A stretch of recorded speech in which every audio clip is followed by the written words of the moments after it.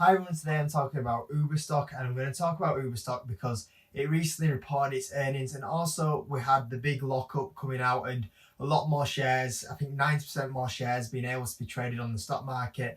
And I'm going to talk about them two events because they're quite big events for Uber going forward. Now, before I actually get on talk about the earnings and also the lockup, first of all, I'm going to just address something here because it's something that's I've noticed a little bit more over the last few weeks, and Uber's been getting a lot of interest, and my last Uber video has been getting quite a lot of interest as well. And I've only ever talked about Uber once in that video, and some of the comments have been quite good and some of the comments have been quite negative about Uber and my investment in Uber. So I'm just going to kind of give some background on that and try and help the other people understand why I invested in Uber. So I like to invest in a lot of growth companies, and the reason why I invest in growth companies is because I don't mind my money being tied up in a lot of these companies for quite a few years because I am still quite young and I still want to chase quite big returns, and I want to be quite adventurous in the stock market, and I want to get those big returns because where you get the big returns is where there's a little bit more risk to reward, and I don't mind having that little bit more risk.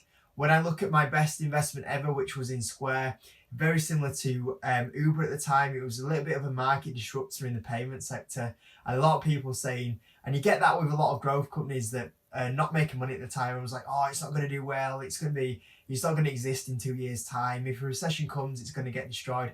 And it was very similar to Square at the time, and it's the same kind of thing that's happening with Uber right now. And the reason why I invest in companies like Uber is just because I feel like especially because I'm quite young, I want to chase the big returns while I'm still quite young.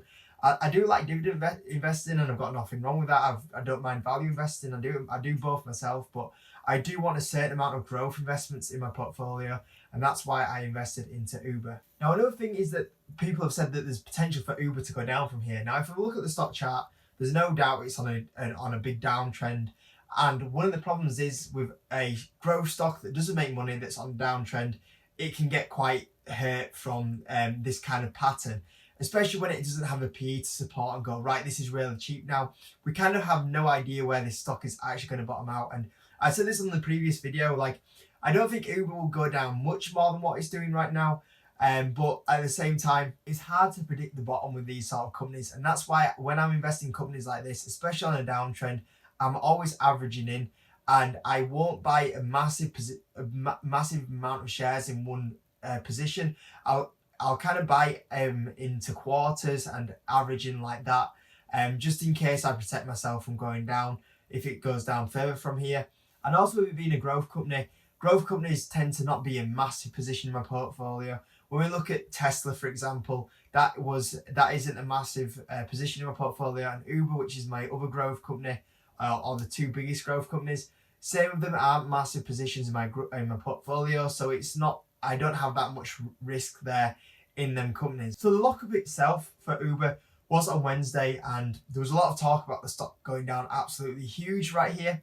But it actually didn't move that much off the lockup, and all of them shares now being available to trade. It actually moved a lot more on earnings because earnings actually took the stock down about 10%. I myself thought earnings would be a bit flat and then the lockup would take it down about 10%.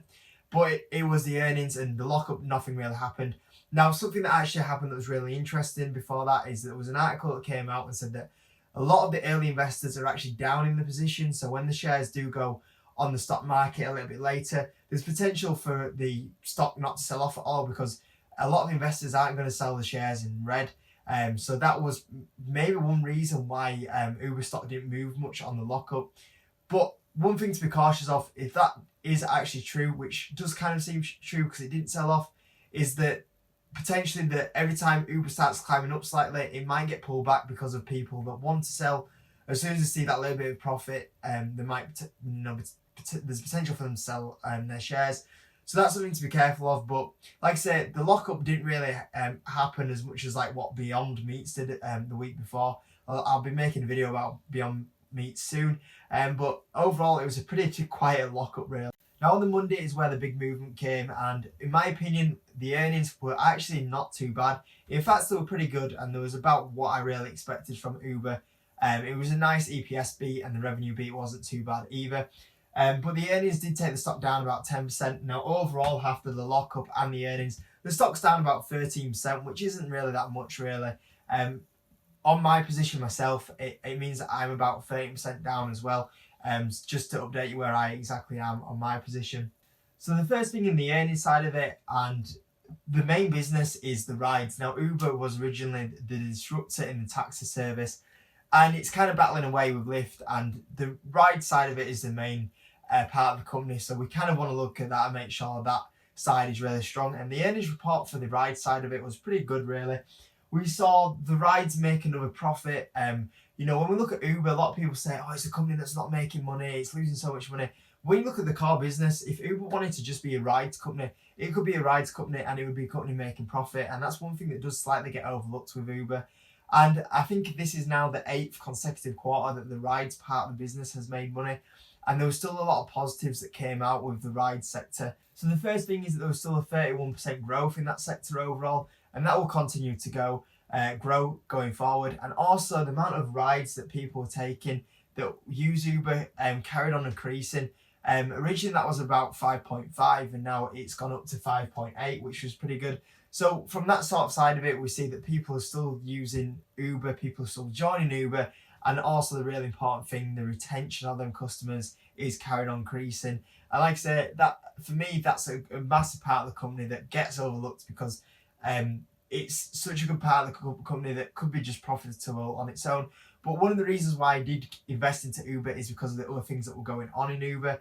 And when you consider that and the other sectors that are also going in that will be massive for Uber, it's a very strong company going forward.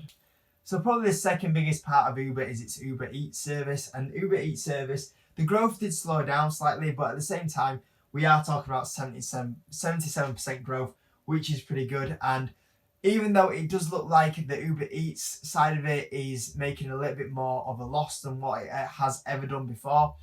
And for me, the Uber Eats side of it will continue to not make a lot of money. I think there's another part of the business that I'm more interested in than Uber Eats, which I'll talk about in a second. But Uber Eats itself continue to lose money, and it looks like it's going to carry on losing money for the foreseeable future, but it's still growing absolutely massive right now. But the best thing is if we carry on with the development of Uber, when people start using the rides, and if the Uber Eats is built correctly into the app, it'll just come naturally for people to start using Uber for quite a few things. If we're going on to book a taxi, if it's there to order food, it's got quite a big grip over there right now in that kind of industry. The only reason why it's not making profit right now is because there's so much competition in that sector. Eventually, there's so much competition in that sector that there's a lot of companies in that sector not making money.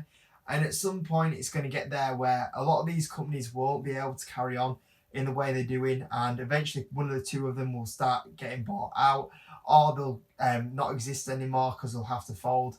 And eventually Uber and probably another competitor, maybe two competitors, will eventually have a firm grip in that sector. And I see that's what's going to happen with Uber. But I think that'll take a while for Uber to capitalize on that. But as long as it keeps growing and comes and keeps being like the number one player really in that area, that's what I'm kind of looking for in Uber. Now the third thing and the big thing that I had to is kind of like the main thing that I look for is Uber Freight, which is a massive part of the company that's getting overlooked right now. Now Uber is definitely making a few more investments into other kind of products in its company right now, which will at some point be really interesting to see how they do from that.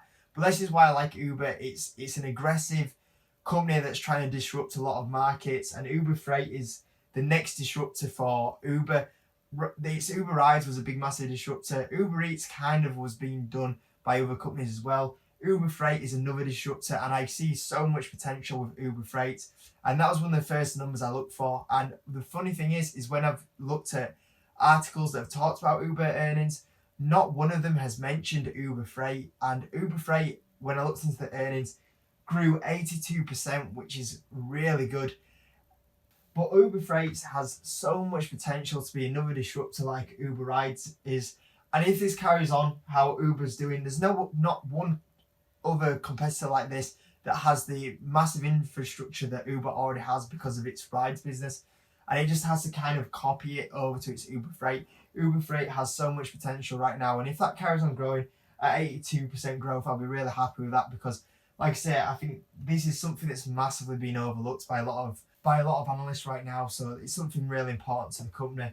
Overall, I was quite happy with the earnings. Like I say, it was, in my opinion, it was pretty much what I was expecting. It wasn't really bad earnings. It wasn't an earnings that was like blow away, like wow, that's unbelievable. But at the same time, I was happy with it. It was what I was kind of expecting. And overall, now, like my kind of opinion with Uber is that I am happy with like the amount of shares that I currently have, and I kind of see, you know, the stock being undervalued at these prices. You know, I feel like I can see in the next 2 years Uber being a $60 stock. But if I'm gonna go actually buy some shares, I'm kind of like on the fence. Like I'm tempted to buy some more. At the same time, the stock's only down about 13%. Would I be a little bit more tempted when if it starts dropping down to 20%? Then maybe I'll go buy some shares. So I'm a little bit on the fence right now because I do want to buy more. I'm just kind of like, it's on a falling knife trend right now, and there's potential for it to buy a little bit cheaper. And would I be a little more happy if I start buying it when it goes down 20%? I'm not too sure really. So I'm kind of like, I'm probably going to leave it like maybe a week and then decide and see what happens. Because as well as that, the whole stock market's on a positive trend right now, and all it does is it needs the stock market to have a couple of bad days, and Uber stock will pull back with it, and then I'll get it cheaper. So right now I'm just considering it, but it's a stock that I'm fancying buying a little bit more shares of. But like I say, at the moment I was kind of hoping, to be honest with you, that the earnings and the lockup was going to take Uber stock down 20%, which it hasn't done. So that's where I was always in my head going to buy when it goes 20% down, and it hasn't done that. So I'm kind of like hoping it does go down slightly so I can buy a little bit more. But that's where I am with Uber at the moment going forward, guys. But I'm still really happy with what's going on with the company going forward. And it is a stock that I am wanting to extend going on from right now. And these earnings kind of support, you know, the potential that it has in so many sectors right now. So that's my video about Uber today, guys. I hope you enjoyed it. If you could give the video a like, that'd be amazing. Subscribe if you haven't, and I'll see you in the next video.